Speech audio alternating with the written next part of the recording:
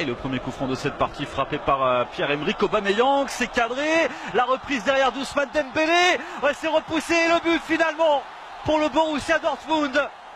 Sur un coup franc pourtant lointain, c'est Gonzalo Castro qui est allé chercher la faute et qui est également à la conclusion.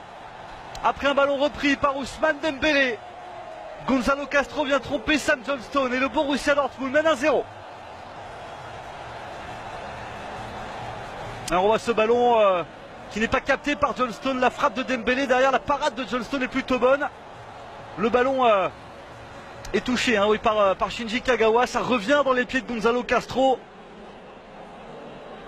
Et le Borussia Dortmund qui mène désormais 1-0 sur sa première frappe, sa première occasion devant les buts de Sam Johnstone. Félix Passlack avec Ramos, Gonzalo Castro le buteur qui peut se lancer vers l'avant, le ballon pour Shinji Kagawa, la lutte avec Phil Jones. Le centre maintenant pour Aubameyang, la reprise qui est manquée de Pierre-Emerick Aubameyang, mais il y a eu un coup de sifflet, une main qui a été vue par Monsieur Wingdy sur le geste de Pierre-Emerick Aubameyang, la main peut-être de Valencia. Il va falloir revoir ça au ralenti.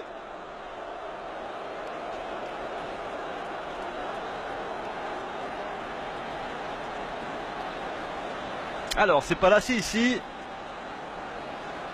Oui, c'est Valencia. C'est Valencia qui touche ce ballon de la main et pénalty donc pour le Borussia Dortmund qui va tenter de convertir Pierre-Emerick Aubameyang. Aubameyang face à Johnstone.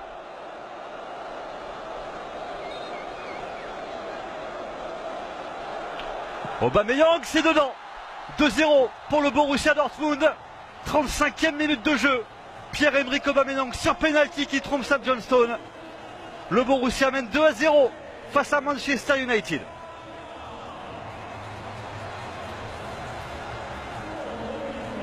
C'est plein axe. Johnstone avait sauté sur la droite de ses buts. Pierre-Emerick Aubameyang a choisi l'axe. Et il trouve le chemin défilé. Le Borussia Dortmund qui continue son petit bonhomme de chemin dans cette partie. Dembélé. Oui, il y a le contre favorable, Ousmane Dembélé qui pousse son ballon, qui arrive à entrer à la surface de réparation, qui élimine. Dembélé la frappe et le but d'Ousmane Dembélé, l'ancien Rennais, qui vient marquer le 3e but du Borussia Dortmund, le numéro d'Ousmane Dembélé. Je vous le disais tout à l'heure, il a déjà fait sensation auprès des supporters du Borussia Dortmund. Et nul doute que ce but face à Manchester United va encore lui apporter un peu plus de crédit auprès des supporters du Borussia.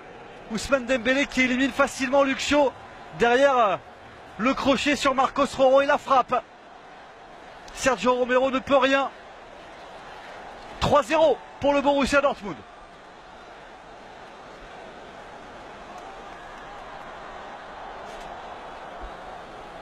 Ousmane Dembélé qui avait été buteur face à Nketchevik.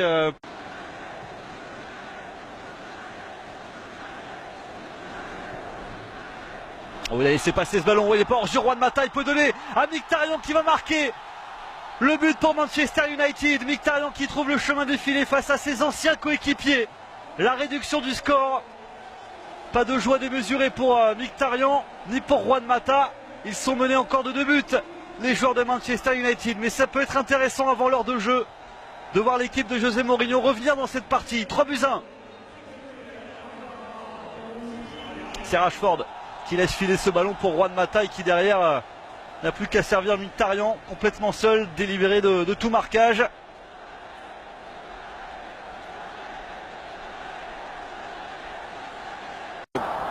Представители Боруссии, у них, смотрите, насколько выше, аккуратность передачи, какой гол забивает Гонсало Кастро сразу после вот этого неудавшегося стандарта. Замечательный удар из-за пределов штрафной, без каких-либо шансов у Ромеро. Хоть лети, хоть взлетай, хоть там какой-нибудь турбонаддув, получай, спасти свою команду в прыжке.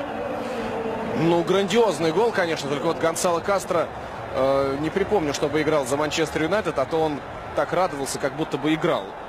Не принято ведь радоваться голам ворота бывшей команды. И вот Гонсало Кастро выдающимся ударом делает счет 4-1, причем там он попутно заставил пригнуться своего партнера, чтобы гол вышел как можно более красивым. но при этом никаких эмоций. Гонсало Кастро очень рано дебютировал в профессиональном футболе, еще до того, как ему исполнилось 18. И было это в составе ливеркузенского Байера. Но потом самому Байеру он оказался не нужен в какой-то момент. Как раз перед прошлым сезоном он и перебрался в Дортмунд. Доказалось, что вот так рано, ему даже нет 30, его карьера потихонечку сваливается к концу. Но нет, в прошлом сезоне эта карьера приобрела новое дыхание.